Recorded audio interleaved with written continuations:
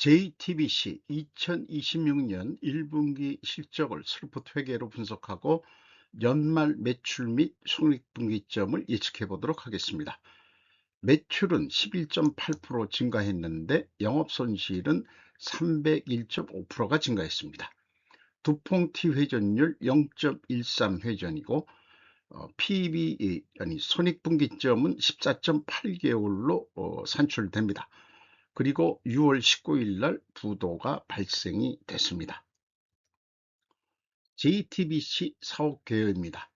본사는 마포구 상암산로 38번지 홈페이지 방문을 했고요. 2011년 3월 20일에 설립됐다. 방송사업과 문화서비스업을 주요 사업으로 영위하고 있다.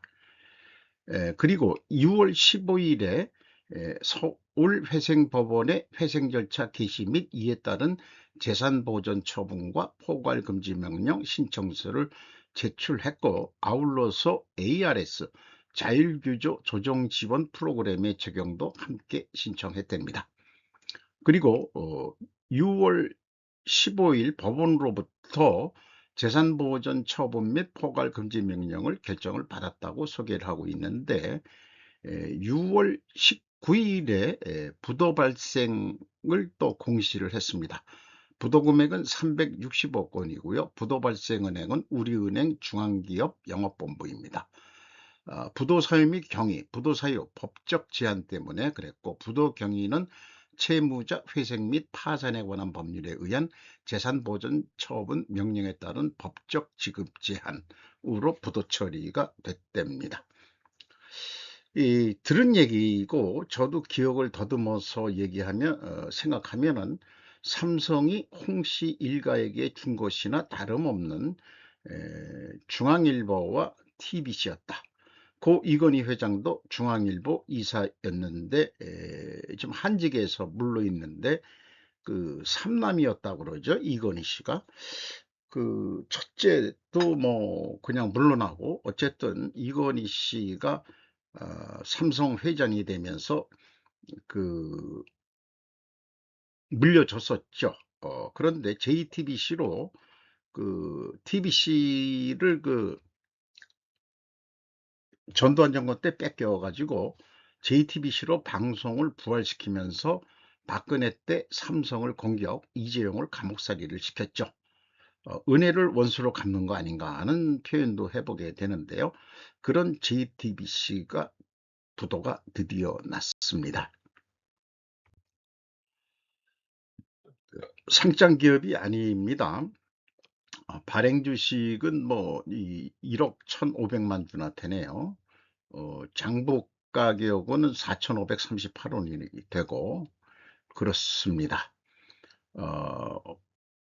중앙홀딩스가 25% 가지고 있고, 중앙홀딩스의 최대 주주는 홍정도 씨로 55.8%. 그 중앙일보를 그 삼성한테 물려받았을 때 그 대표가 아마 홍진기 씨고 이 사돈 관계였다고 그러죠. 그거로 알고 있습니다. 홍나영 씨인가? 어쨌든 그렇게 됐는데 이 JTBC 손석희가 그 태블릿 PC 사건 그거로 그때 유명해졌죠. 그런 이유로 쭉 지난 일들이 좀 생각이 납니다. 스루프트 회계로 분석한 결과를 미리 말씀드립니다. 매출은 872억 8,800만 원, 전년 1분기보다 11.8%가 증가했는데, 매출에 비례하는 매출 재료비, 요거는 서비스업에서는 매출 변동비라고 이해하시면 되겠습니다. 473억 6,600만 원, 35.9%나 크게 증가했습니다. 그 갭이 플러스 24.1%이기 때문에 여기서 우리는 방송 제작 단가가 크게 상승했다 라고 1차 추론을 해볼 수 있겠습니다.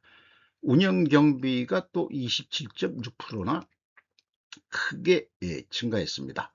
수르풋율은 떨어졌는데 운영 경비는 반대로 크게 늘어났으니까 영업 TOE 생산성은 0.81로서 31%나 하락했고요. 영업손실 93억 3,800만 원이 났습니다. 그리고 영업손실률은 10.7%로 16.6%가 추락했습니다. 참고적으로 이 듀퐁T 회전율이 0.13 회전인데 그 회전율이 좀 더 안 좋아졌다는 얘기죠. 이 T 회전율이 마이너스로 나오는 경우가 극히 드문데 에, 나중에 뒤에 가서 또 추가로 그 설명을 하도록 하겠습니다. 원가회계 손익으로도 그 전년도 46억 흑자에서 어, 적자로 그 이 301.4%가 그 감소했습니다. 어, 재고 자산이 조금 있는데 그것이 스루풋 회계 분석에 전혀 사용되는 재고 자산이 아니기 때문에 에, 그냥 빈칸으로 놔뒀습니다. 비용의 성격적 분류 분석 내용입니다. 어, 근데 이 JTBC는 연간 사업보고서에는 비성분을 공시하는데 비공시했어요. 그래서 전년도 그 현장 운영 비용, 그 WC율, 워킹 코스트율이 38.7%였는데 아무래도 여러 가지 물가 등 오르는 게 많으니까 이게 가공 비율이 39.8%로 1.1% 상승했다고 가정을 하고서 여기서부터 그 총 그 제조 비용인데 이걸 총 방송 비용이라고 좀 해주시면 이해하시면 되겠어요. 여기에 39.8%를 정해서 역산으로 풀이해낸 겁니다. 그래서 변동비 MC 변동비가 35.9% 증가한 것으로 역산이 풀이가 됩니다. 어, 가공비 배부 재고 자산이었기 때문에 이 원가 회계하고 스루포트 회계하고 차이는 없습니다. 주요 운영 경비도 분기에는 없기 때문에 작년도 연간 거를 좀 가져왔습니다. 인건비가 371억 원, 9.2% 증가했고 직원 수는 540명으로 104명이 증가했습니다. 자, 그 경기가 안 좋아질 것 같은데 2025년도는 물론 흑자이긴 합니다만은 이렇게 큰 인원수를 갑자기 이렇게 늘리느냐? 그게 의구심을 가져봐야 됩니다. 연간 평균 임금이 팍 떨어졌죠. 7,790만 원이었는데 6,870만 원으로 팍 떨어졌습니다. 이거 아무래도 그 신입사원이 들어왔다 하더라면은 물론 내려갈 것 같지만은 앞서서 SBS가 1억 원대죠. 같은 그 방송을 하면서 이런 차이가 나느냐? 아마 그 직원들 그 사기도 크게 떨어져 있는 그런 기업 아닌가 그런 생각이 들어갑니다. 노동 생산성은 상승했고 노동 분배율은 그거에 비해서 적게 증가했습니다. 판매 수수료 9.9% 감소했고 지급 수수료 15.1%나 감소했습니다. 이런 의견을 좀 말씀드려 봅니다. 부도관할 조짐이 있는 조직이 직원 수를 25년에 104명이나 증원시켰다. 일반 경영에 반하는 행동인데 의구심이 들 수밖에 없다. 즉 허위 직원 수로 인건비 처리를 늘려 현금 유용을 획책할 수 있다. 전문 노무사한테 청취한 사례도 있다. 그 그런 얘기를 이 사람 채용하는 그런 파견 회사를 하는 노무사한테 직접 들어본 적이 있는데요. 어, 유명한 업체도 자기네들은 안 그러지만 그 직원들을 통해 가지고 그 주민등록 뭐 나이 먹은 사람도 그렇고 뭐 여러 사람 해 가지고 주민등록 자격증을 받아서 직원 채용 처리한 다음에 월급 급여 통장도 다 만들어 놓는답니다. 어 뭐 그렇게 해서 어떻게 다시 이 실명제도가 있으니까 그렇게 해서 다시 돈이 돌아오게 하는, 뭐 그 중간에 또 이 차명, 돈을 빌려준 사람들도 뭔가 얻는 게 있으니까 그거를 자기 이름을 내주겠죠. 근데 회사가 4대 보험 이런 건 다 들어주고 이런 게 현실적으로 있다는 얘기예요. 이런 거 아닌가 그런 생각이 들어갑니다. 뭐 맞는지 안 맞는지 모르지만 의구심은 가져볼 수 있다 이거죠. 경영평가 지표로서 T 회전율이 이제 두평 T 회전율인데, 서비스업은 제조업은 제가 재고자산 회전율로 하는데, 마땅한 거를 찾다가 일본 공인회계사가 쓴 어, 경영 관련 서적에서 힌트를 얻어 가지고 서비스업은 T 회전율로 하면 되겠다. 두폰가에서 만들어낸 건데, 매출 나누기 자본 총계입니다. 그러니까 자본을 투자해서 매출을 얼마나 일으켰느냐. 그러니까 재고를 투자해서 매출원가까지 얼마를 일으켰느냐 이렇게 되는 거거든요. 그래서 0.13입니다. 마이너스 1.1%가 하락했고, 수르픈율은 9.63%가 하락했습니다. 순방향이면은 일단 제조업의 가정이론을 적용해 보기로 합니다. 매출채권 수금속도 1.3회전, 매입채무 지급속도 1.9회전. 여기도 좀 문제가 보이는 게 3개월에 1회전 수금을 뭐 조금 더 빨리 했다는 얘기겠죠. 그런데 매입 채무를 보니까 이전에 SBS를 하면은 한 5회전 정도로 빠르거든요. 방송 제작을 하고 드라마 제작을 하고 뭐 이러는데 돈을 빨리 줘야지. 이렇게 늦으면은, 그리고 또 현금 버퍼도 꽤 가지고 있어요. 33.4%로. 이렇게 돈을 늦게 주는 게 아마 하청업체들 이 매우 거래하기 싫어했을 겁니다. 그렇게 생각이 들어가네요. 그래서 앞서 앞장에 얘기한 T 회전율은 두퐁 ROI 회전율에서 그것을 검증하는 요소로서 두 가지가 있습니다. P라는 게 영업이익률인데 프로피트의 뭐 약자겠죠. 스르풋으로 다 제가 전환했습니다. 스르풋 영업이익 나누기 매출, 이게 영업이익률이죠. 그리고 T 회전율은 매출 나누기 자본총계.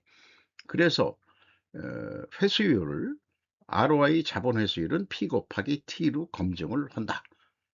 그래서 1.4%, 2%가 ROI 자본 회수율은 상승을 했습니다.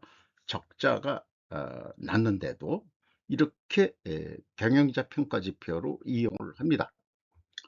자, 좀 무리한 적용도 있긴 있겠지만은 두 가지 경영 평가 지표가 다 하락해서 회계 투명성 가정을 하고, 이것을 입증하려면은 방송 제작 단가가 상승하고 또 판매 가격은 내려갔어야 된다. 요 밑에 있는 것은 제조업이 아닌 경우는 해당이 안 되겠습니다. 제작 단가가 상승했느냐? 뭐 똑같이 SBS를 먼저 했습니다만은 연출자, 작가, 출연자 등의 인적 자원이 주요 원가 요소로 반영되므로 이를 가격으로 표기하기 곤란하여 기재하지 아니하였습니다. 왜? 연출, 작가, 출연자 단가를 공시 못하는가? 주연, 조연, 엑스트라 계약 수준을 소비자들은 알고 싶다. 소비자 주권 시대를 폐방해야 회생할 수 있을지도 모른다. 자기만의 무슨 콘텐츠나 투명성을 알려주는 그런 걸 좀 해줘야 되지 않겠냐, 그런 얘기고요. SBS는 광고 단가를 가격 추이를 해서 광고 단가가 뭐 많이 내려가진 않았습니다만 0.1%가 내려갔는데, 기본 단위는 15초로 하고 있는 거네요. 그리고 광고 요금은 판매율, 패키지 상품 구성 및 기타 광고주의 계획 조건에 따른 변동이 적용될 수 있습니다. 이렇게 표현했습니다. 그 수익 구조를 보면은 그 광고가 47.21%, 그다음에 그 프로그램 판매 이런 수신료 등이 52.79%인데 SBS보다는 이 광고 수익에 의지하는 바가 너무 좀 많은 것 같습니다. 그 SBS 경우에는 30%, 36%인가 지금 그 정도뿐이 안 되거든요. 자기네들 그 사업 콘텐츠 파는 게 더 매출이 더 많은 게 SBS입니다. 지금까지 논의된 것을 요약해 보면은 투명하게 입증을 하고 해드리고 싶은데 비공시해지니까 입증은 할 수가 실패라기보다 불가능하죠. 제가 그 친절한 금자씨가 되고 싶은데 저를 불친절한 금자씨를 만들어 버리네요. 그 이영애 씨한테 가서 훈련을 그 감옥에서 받아봐야 정신 차리죠. 아주 그 친절한 금잠씨의 재미있는 게 그냥 그 깜빵에서 그 횡포 부리는 여자 그 죽여나가는 과정 아주 재밌게 봤습니다. 현금 흐름 평가 지표입니다. 재무 지표입니다. EAT 새우 현금 순이익 32억 원 벌었어요. 적자리지만 현금 흐름 벌었습니다. 두 번째 EMS 영업활동 현금 흐름은 504억 원이 유출이 됐습니다. 최종 481억 원의 현금이 유출이 됐습니다. 회사 전체적으로는요. 어, 그리고 그 자유현금으로는 채권자한테 462억 원을 추가로 빌렸습니다. 이자 부채 레버리지율은 75.1%로 이게 벌써 몇 년 전부터 50%를 넘었는지 모르지만은 75%면은 이건 이제 JTBC가 자기네 회사 게 아니고 채권자들 거다. 그게 이제 차입금도 있겠지만 사채 발행을 많이 했는데 그 사채를 가장 많이 사준 데가 어디냐? 뭐 이런 게 있는데 그 풍문으로 들리는 거는 중국 자본을 먹었다. 뭐 이런 얘기도 있습니다. 근데 그것이 차입한 게 아니고 주석을 좀 쭉 봤는데 채권은행은 자 우리나라 은행이거든요. 그러면 사채를 사준 거 아닌가 중국 자본이. 뭐 자기네가 직접 산 게 아니고 무슨 투자회사 이런 데를 통해 가지고 했는지만 실질적으로 중국 자본을 뭐 2천억 인가 받아들였다. 뭐 이런 얘기가 있습니다. 어, 아까도 저기 중앙홀딩스 지분율이 25%뿐이 안 되기 때문에 그 부채 쪽보다도 자본 쪽에 또 그런 게 있을지도 모르는데 나머지는 공개가 된 게 없으니까 알 방법이 없죠. 아까 아는 사람만 그 뭔가 비공시되는 내막을 아는 사람들의 얘기일 것 같습니다. 어쨌든 경영권은 지금 채권자들한테 뺏겨 있는 상태입니다. 망해도 싸다라는 생각이 들어가네요. 그리고 주주잉여 현금, 자유현금으로는 268억 원을 추가로 주주들이 투자를 했는데 신종 자본증권 발행으로 499억 원이 들어왔고 배당금 지급한 게 있고 그 다음에 상환한 게 있고 이렇게 해서 268억 원이 종합적으로 주주들이 다시 더 추가 투자를 했다. 그래서 A1과 2를 합친 회사 전체 자유현금 흐름은 마이너스 731억 원. 그러니까 프리캐시가 아니고 마이너스면 언프리캐시 플로우가 되겠죠. 어, 자유를 그만큼 뺏기는 거죠. 마이너스면은 그렇게 그냥 해석을 제가 합니다. 캐펙스 투자는 없고 고정자산이 감소를 113억 원을 감소가 됐습니다. 납입자본 성장률 마이너스 0.6 자본 잠식이 되고 있다는 얘기고요. 에, 이익잉여금률은 좀 남아 있는데 16.8%로 조금 올라갔습니다. 자산 상태입니다. 단기 금융 자산이 어떻게 785억 증가했네요. 그리고 비유동 자산의 감소한 것은 유형 자산이 감가상각비에 의해서 좀 줄어드는 거, 이런 게 좀 눈에 띕니다.